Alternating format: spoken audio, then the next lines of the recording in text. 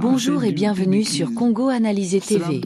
Dans cette vidéo, nous allons analyser la situation politique actuelle en République démocratique du Congo sous la présidence de Félix Tshisekedi. Nous examinerons les décisions récentes, leurs implications sur les institutions et la société, et tenterons de comprendre si le pays s'oriente vers un modèle plus autoritaire. Restez avec nous pour un décryptage objectif et approfondi de ces enjeux cruciaux pour la démocratie en RDC. Un certain niveau d'insensibilité s'ils nous ont toujours été insensibles à la souffrance et à la dure réalité de la population. Vous voyez ce que je veux dire, Minza? Donc aujourd'hui, même nous, des honnêtes citoyens, permettez-moi si c'est exagéré, même des honnêtes citoyens qui croyons à des mécanismes démocratiques et pacifiques de la résolution du pouvoir, nous commençons à réfléchir comment on peut mettre des moyens en place, comment s'associer à X ou à Y pour, n'est-ce pas, avoir des moyens, sinon la force, une force armée pour chasser ceux qui sont au pouvoir. Alors si des honnêtes gens, des personnes qui ont fait des études de droit, des personnes qui ont subi des conséquences de la guerre et de la révolution, sont prêtes à retourner dans les mêmes situations pour un individu qui ne veut pas écouter, voilà, c'est un problème. C'est un problème sérieux. On ne peut pas, dans un pays, étouffer toutes les voix dissidentes. Est-ce que vous pensez que c'est seulement Tshisekedi, l'illettré Kabouya et toute la racaille qui ont raison par rapport à la crise multidimensionnelle aujourd'hui? Non. Il faut être soit fou, soit ultra tribal, soit aîné, soit insensible pour prendre le micro ou pour passer à la télé, défendre un pseudo ou un bilan imaginaire de Félix Tshisekedi. Aujourd'hui, le pays est divisé. C'est pourquoi, dans ce sens, on dira que jamais on aura une personne comme Joseph Kabila dans ce pays. Joseph Kabila avait compris qu'au-delà du pouvoir, au-delà, voilà, au-delà de tout ce que je peux avoir, l'intérêt général est le pays. Et le dialogue nous a permis de rester sur nos 18 ans, 15 ou 16 ans. Comme ça, dans la paix, les institutions ont fonctionné régulièrement, on a fait des propositions de loi, on a fait avancer le pays, même si la gestion n'a pas été parfaite, au moins nous avons eu voilà, une quelconque stabilité qui a permis à ce que nous puissions avancer d'une part. Monsieur Mais Ogui, on vient... Attendez, Abel, restez là. Monsieur Ogui, vous êtes d'accord avec Abel sur la vision et la pensée qu'il a sur Joseph Kabila, le président Joseph?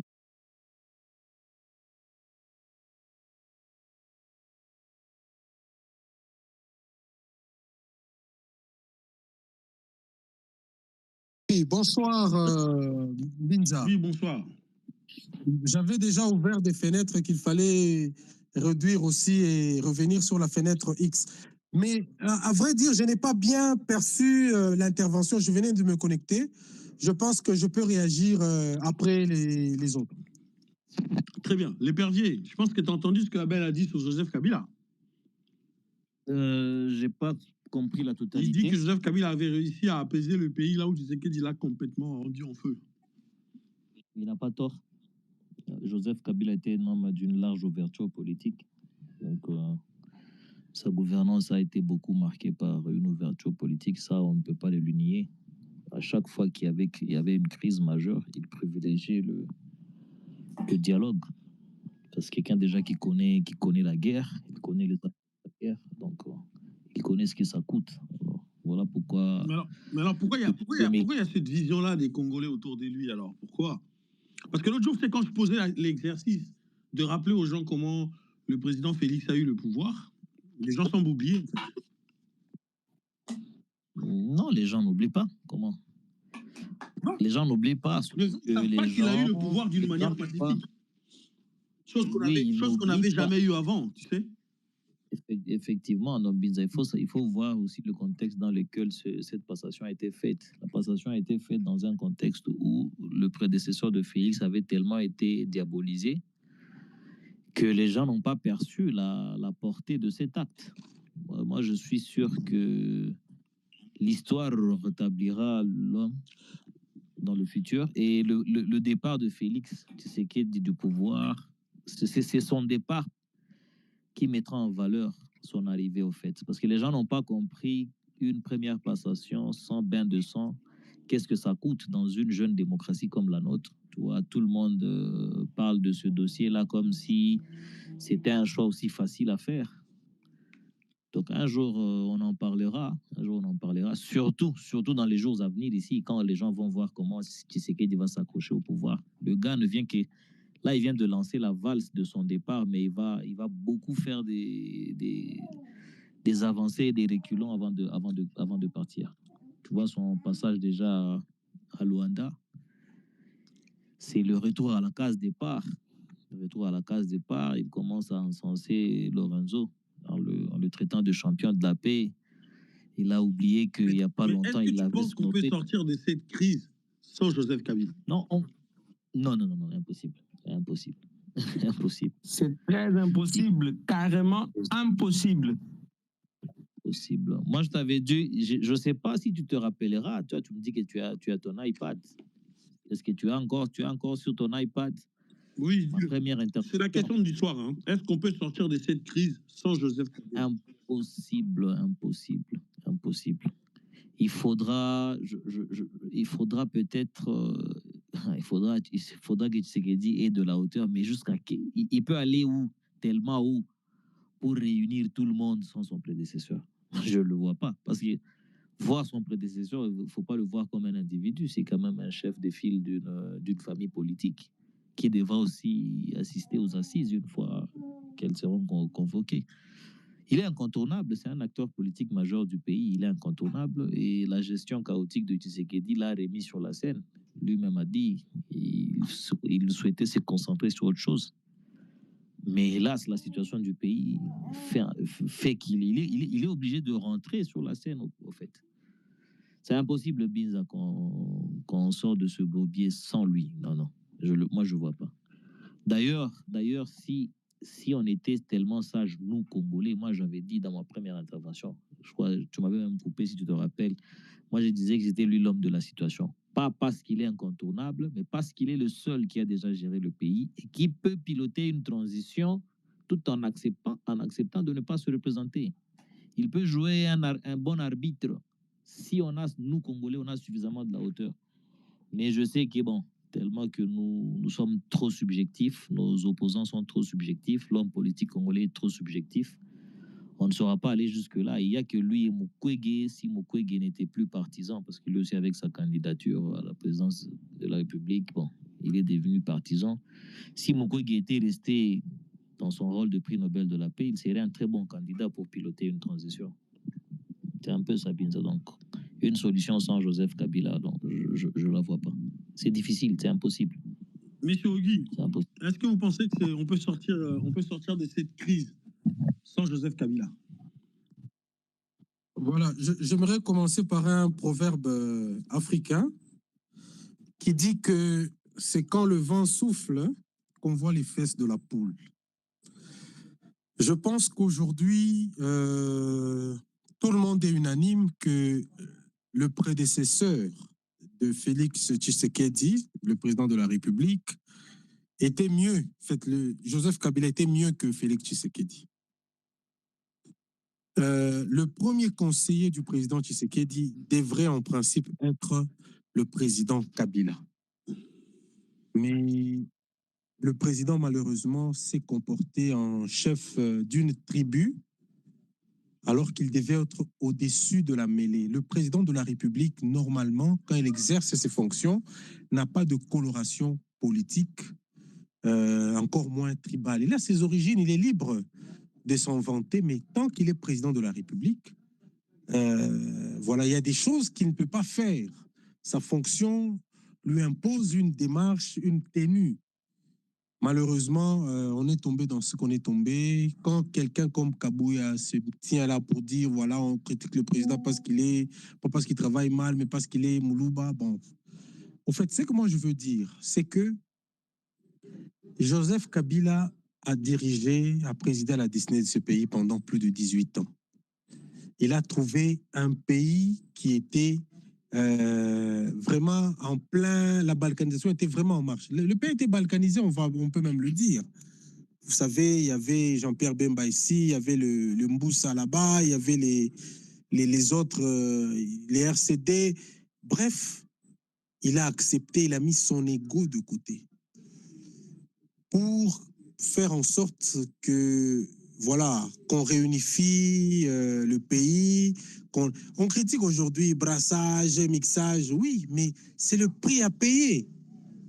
C'est le prix à payer. Maintenant, vous savez que vous avez l'expérience de ce brassage. Vous dites que voilà, le brassage nous a apporté de problèmes, mais faites en sorte que le nouveau brassage qu'on doit faire, parce qu'il y a l'opposition armée, qu'on doit faire, mettez des garde-fous.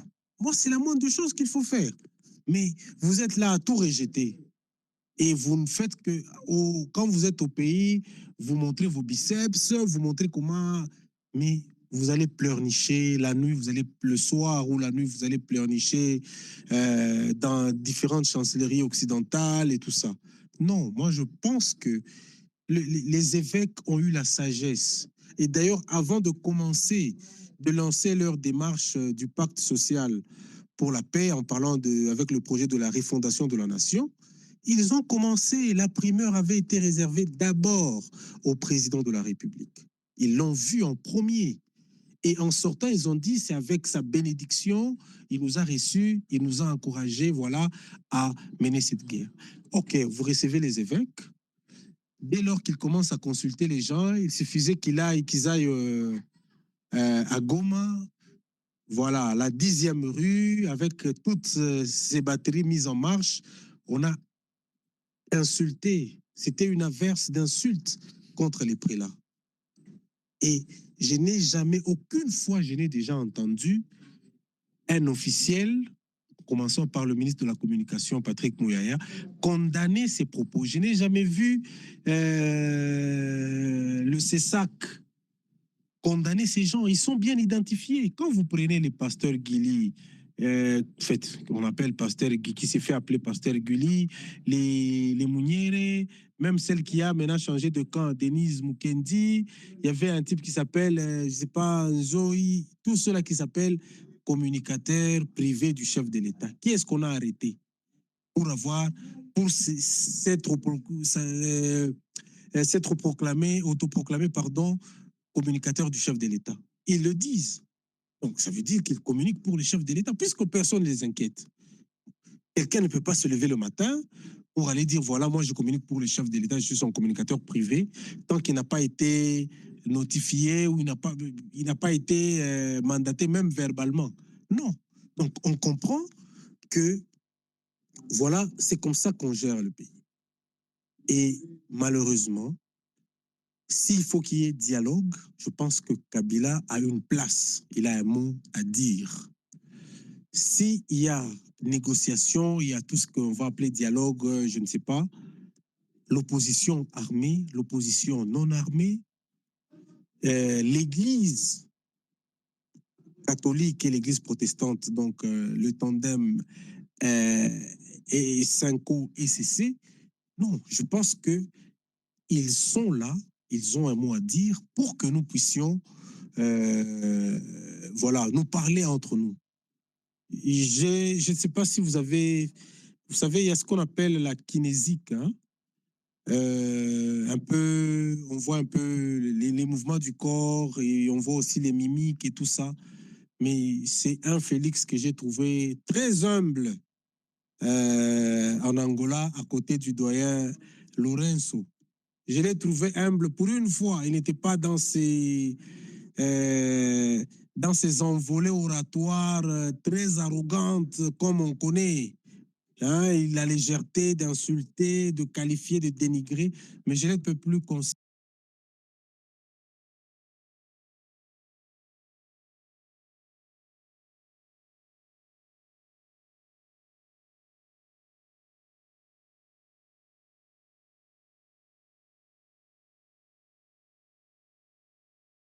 vers la fin de tout ça. Comme on dit en Swahili, kama ngoma inaria nguvu sana, inaria butamu sana, inafika karibu na kutoboka. Je ne sais pas s'il y a quelqu'un qui peut m'aider à traduire, quelqu'un qui maîtrise bien le Swahili. Merci, Mbinza. Ouais, il faut que quelqu'un t'aide à traduire, là.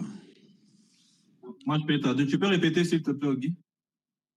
Ngoma kama inaria, inaanza kuria nguvu, inaanza kuria butamu, inakuwa karibu na kutoboka. C'est le Swahili de Lubumbashi. Si les tambours commencent à donner un son plus avec un fort effet, va finir par se trouver. Voilà, c'est le tam-tam, hein? Ouais, le tam-tam. L'épervier. Je suis là, bizarre. Donc, toi, tu rejoins l'avis de Ogi, quoi. Il faut Kabila peut aider à cette sortie de crise. Il va aider. D'ailleurs, moi, je... Ah, toi, tu es sûr de toi, carrément, tu dis il va aider. Non, laisse-moi aller au-delà. Laisse-moi aller au-delà. Toi, tu as dit que quand tu suis mes propos sur ton iPad, tu n'arrives pas à me situer. Mais après, je comprends que tu n'arrives pas à lire entre les lignes ce que j'ai dit. Écoute une chose. J'arrive pas à lire entre les lignes, c'est mon côté Sébastien Desabre. Voilà, écoute une chose. Tu vois les histoires qui se sont passées à GLM là, les histoires où on est allé chercher des habits pour je sais pas quoi faire là. Et tu vois la tournée de Félix. Et je crois, si tu suis bien la politique congolaise, il y a une délégation de 3 personnes là qu'il avait envoyée, je crois, du côté SADC. Parmi les 3 personnes là, je sais qu'il y a un ministre, je crois, en Zoulouni. Alors, je sais que monsieur, c'est qui notre frère, échappe comment le Congo, le porte-parole. Le président, certes, ne peut pas tout nous dire, mais quand il a intervenu la fois passée, il a donné un message que nombreux n'ont pas su décrypter. Souvent, le Congo a déjà fait un travail au niveau diplomatique et Tshisekedi en a eu les coups. Tshisekedi a reçu des coups du côté diplomatique il a perdu les boules au fait. Voilà pourquoi tu vois, il a commencé à réagir par vandaliser la présence du chef de l'État et toutes ces arrestations. En fait, ils sont en train, il y a la panique qui s'est déjà installée dans son camp et j'ose croire, je suis tenté de croire que le président Lorenzo vient de lui donner peut-être pas un bouffée d'oxygène, mais lui dit ils peuvent encore l'aider s'ils suivent leurs conseils. C'est là, il est déjà sous pression, diplomatiquement par là, il est déjà sous pression. Il sera obligé de convoquer le dialogue. Mais le connaissant, il va d'abord commencer par son dialogue à lui. Donc, il va vouloir inviter les opposants que lui voudrait inviter. Et c'est sûr que ça ne va pas marcher. Il va encore recevoir une autre pression de ses pairs pour que ce dialogue-là soit inclusif. Déjà le 17 ici, la réunion qui aura lieu à Lomé, c'est sûr qu'il y aura des participants que lui aura choisis. Bon, attendons voir comment les participants seront choisis. Mais tout ce que moi je peux te dire, qu'il a déjà reçu des uppercuts, diplomatiquement parlant. Voilà pourquoi tu sens la paranoïa s'est installée, on arrête tout le monde, on pense que le coup viendra, je ne sais d'où. Tu avais envoyé une capture d'écran, mais malheureusement, tu m'as dit que ton DM n'est pas opérationnel. On est en train d'arrêter presque tout le monde, même ce qu'on appelle en politique, même des menus frétins. On voit la menace partout. Je te dis partout. Et ce que Kabouya a dit l'autre fois, que les motards servaient comme agents de renseignement, c'est pas faux. Aujourd'hui, on a même des agents de renseignement des civils. Nous qui aimons la politique et nous qui aimons sensibiliser nos proches par des statuts WhatsApp, on s'est fait interpeller. Il y a des proches du pouvoir avec qui on est en relation qui signalent maintenant des comptes WhatsApp. Donc la paranoïa Binza, elle est totale. Il y a des arrestations, des anonymes. Hier, c'était notre camarade Daniel Onokomba. Il y a plusieurs qui se sont déjà fait arrêter, dont les noms ne sont pas connus et qui croupissent aujourd'hui dans les géoles de l'ANER partout au pays ici. Bon, nous, on a l'espoir parce qu'on sait que toute tyrannie passe par là. Quand des arrestations commencent comme ça, des tortures, c'est que c'est la panique. Ce sont des signes de la fin, en fait. J'aimerais donner ce message-là. Souvent, le Congo a déjà abattu un très grand travail du côté diplomatique. Les résultats se feront voir d'ici. Cette année, en tout cas, on verra les résultats.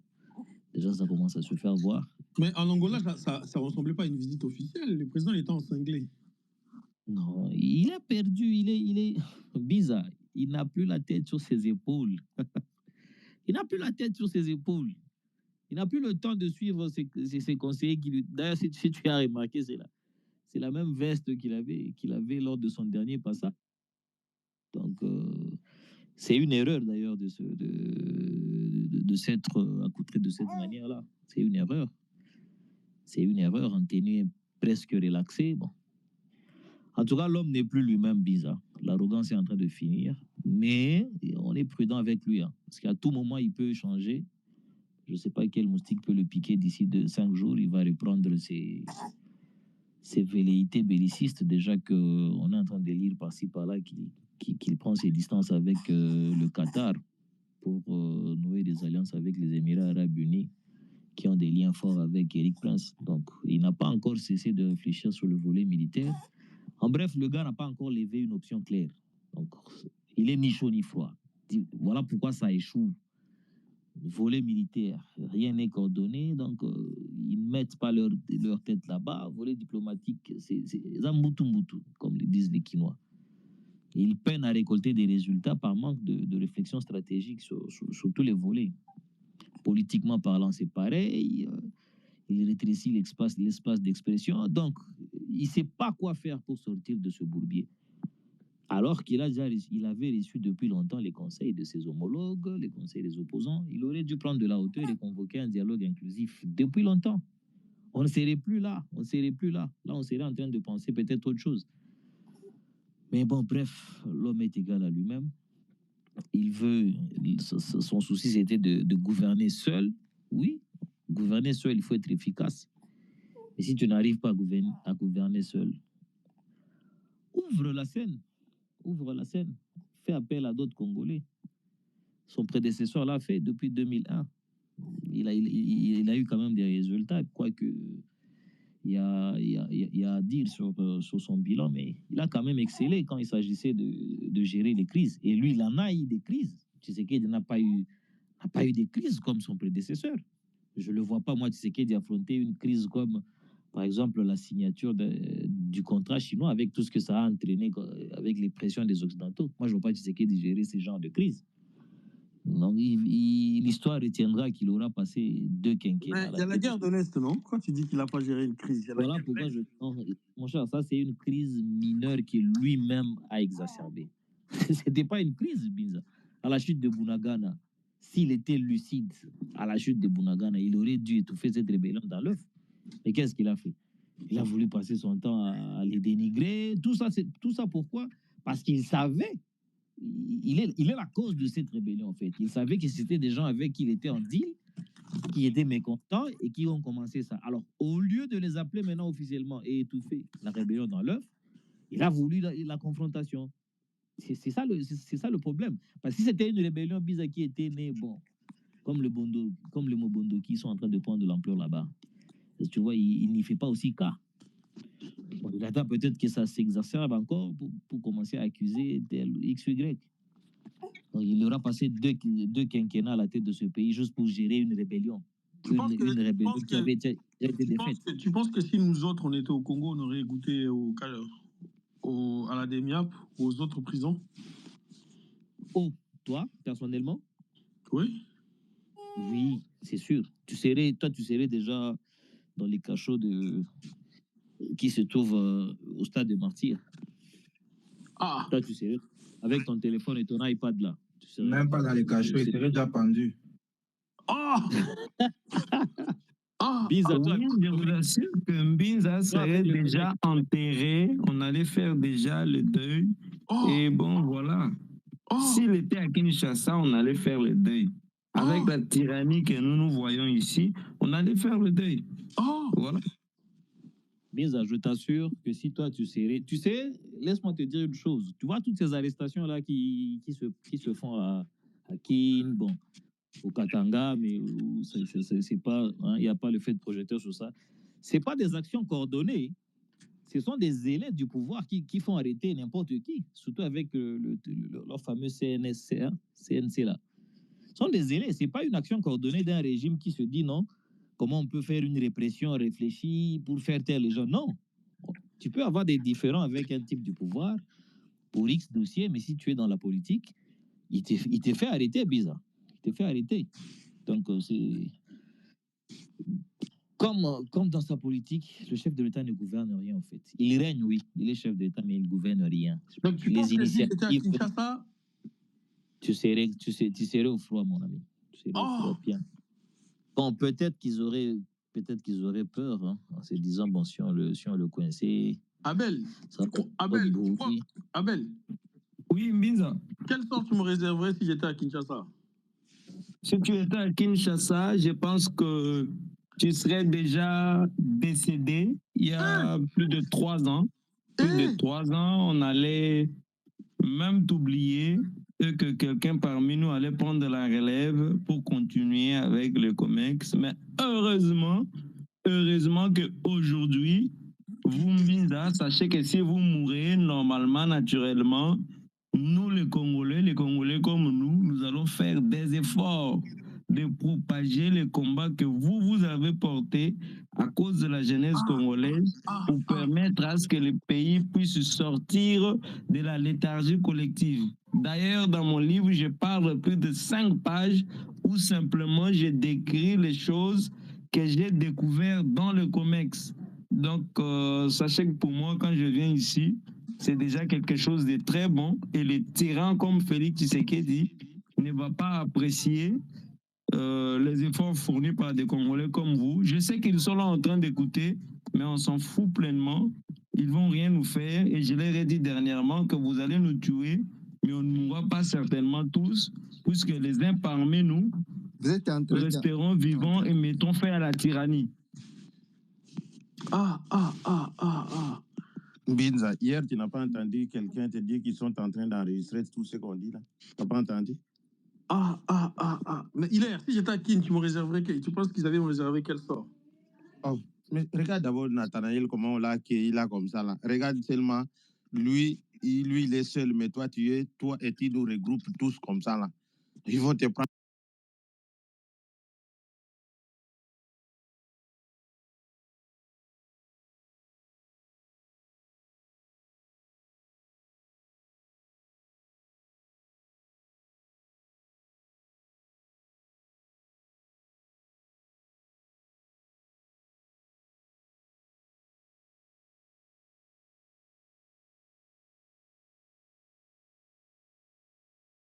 Regret très profond d'avoir perdu un compatriote qui a servi le pays dignement.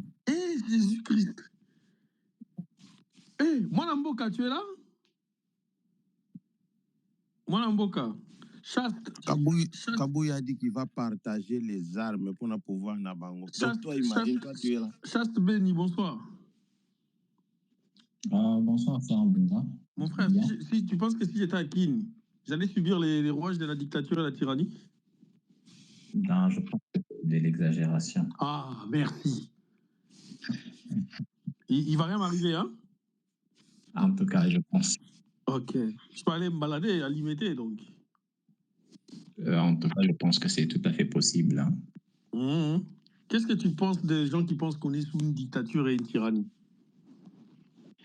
Alors, je voudrais d'abord commencer, si vous permettez, par où j'étais le fleur bizarre. Pardon? Je voudrais d'abord commencer par vous jeter des fleurs. Hein. Pourquoi? Je suis pas mort.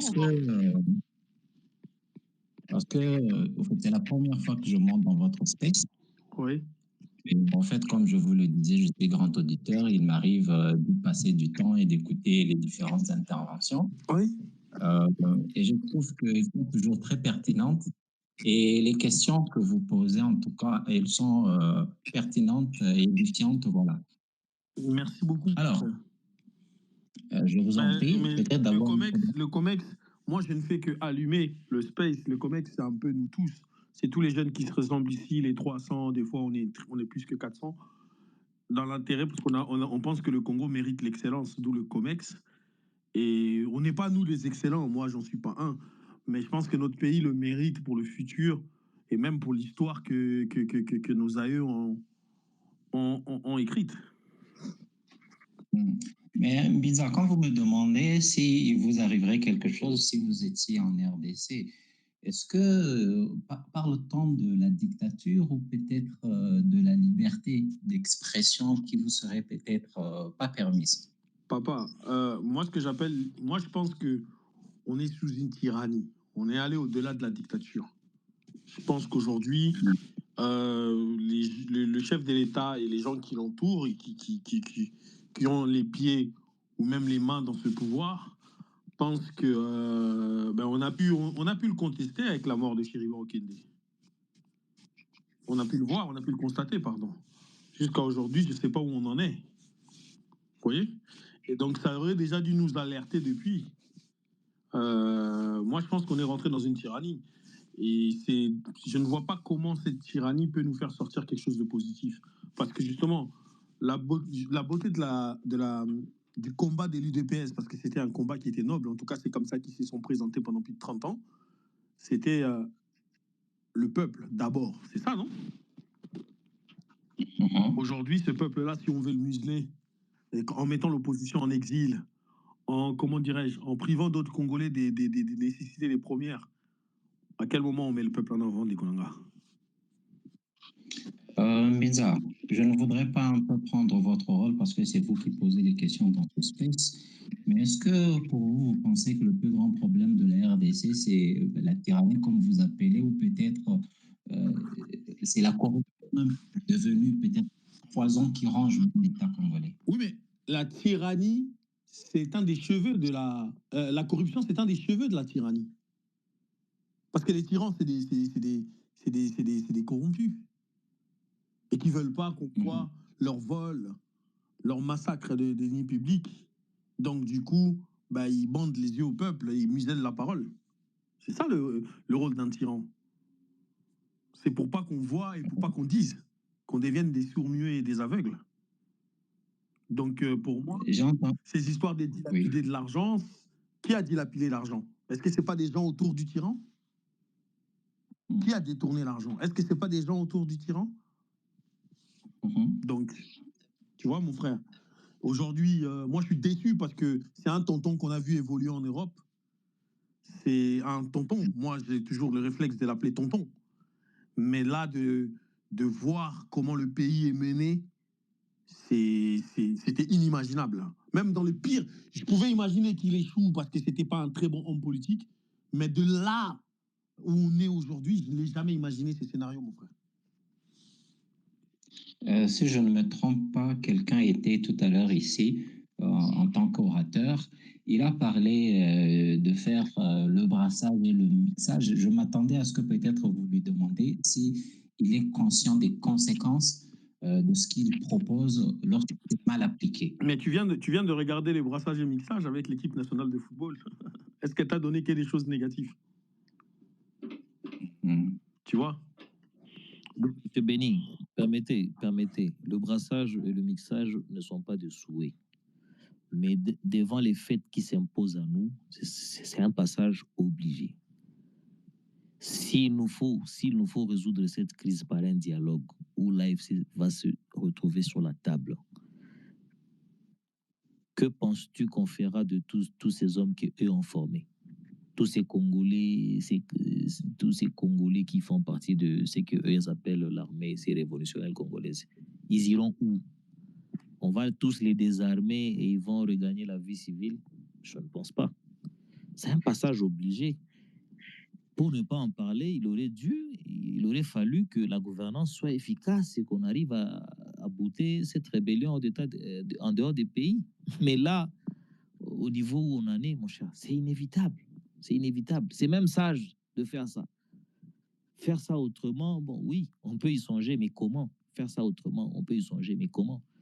Moi, je suis toujours de ceux qui pensent que le refrain que nous impose, le narratif que nous impose Kinshasa en parlant d'infiltration, moi, je me dis, bon, oui, à la limite, chaque pays peut infiltrer un autre. C'est pas un péché. Pensez-vous réellement que Paul Kagame peut prendre même 1000 ou 2000 de ses meilleurs éléments et les emmener au sein des FARDC? Je ne pense pas.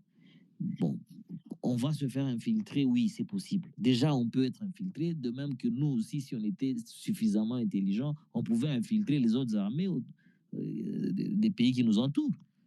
Donc déjà, avec le fait que la rébellion s'est déjà installée, et là, j'ai occupé tout ce territoire, plus grand que le Gabon même. Ça, on oublie. Et qu'on ne sait pas les mettre dehors par la voie militaire. D'ailleurs, moi, je suis parmi ceux qui disent que la voie militaire ne doit pas prendre le dessus à l'état actuel, parce que nous avons des frères là-bas. Si Tshisekedi doit se réarmer et aller conquérir toute cette zone-là, militairement parlant, ça peut lui prendre peut-être 5 ans. Ça peut coûter cher en termes de vies humaines. Ce sont des gens encore qu'on va enterrer. C'est les mêmes scénarios peut-être de Goma qu'on va revivre partout. Et pour le finish, une fois qu'il a récupéré le coin, il vient maintenant déchirer la Constitution avec tout ce qu'il aura gagné comme poids politique. L'objectif, ça sera de déchirer la Constitution. De même, si Corneille arrivait à marcher sur tout le Congo, déjà avec, moi j'ai toujours dit, il ne bénéficie pas du soutien militaire que l'AFDL. Voilà pourquoi son avancée aussi piétine. Et quand une avancée piétine comme ça, mon ami, c'est des dégâts en termes de vies humaines.